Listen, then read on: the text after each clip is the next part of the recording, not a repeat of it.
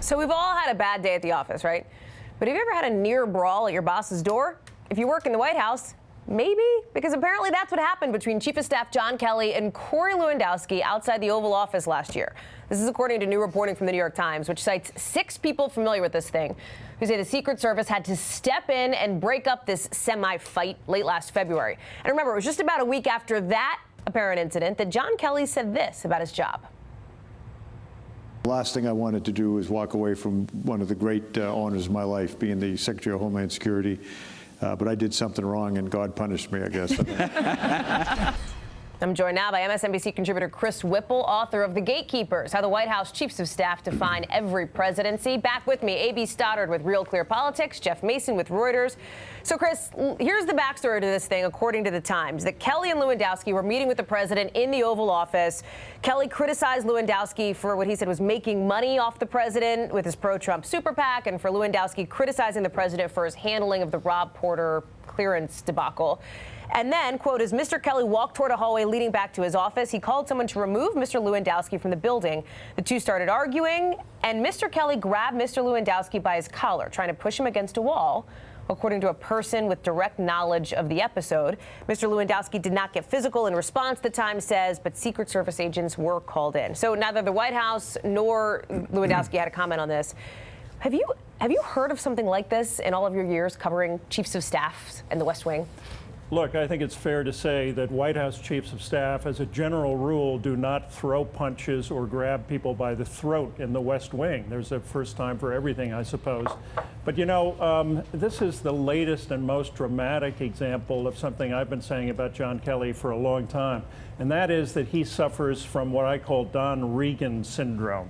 Don Regan was the ill-fated second White House chief to Ronald Reagan. He was arrogant, he was imperious, he was politically inept. And I'm afraid that John Kelly really shares some of those characteristics with Don Regan. Reagan, of course, was famously fired when he hung up the phone on Nancy Reagan. But temperament matters in this job. And it's another count where John Kelly has failed. You know, Jeff, I remember you covered the White House when John Kelly came in after Reince Priebus, and there was a lot of discussion that, oh, he's the guy who's going to contain the president and be the and I have always felt there was a huge disconnect between the public's perception of John Kelly and what he was really doing. He was never meant to stop the tweets and get Donald Trump in line. Indeed, and in fact, that was a perception that really bugged him. That people were expecting that he would be able to come in and clean that up or stop that. Quite the contrary, but it does reflect the fact that there are a whole bunch of people outside the White House now, some of whom, like Corey, never came in, but in Trump world, who have the president's ear. And that's been one of the big challenges for John Kelly, is to sort of fight back against that, and apparently in this case, not just fight back verbally. A.B.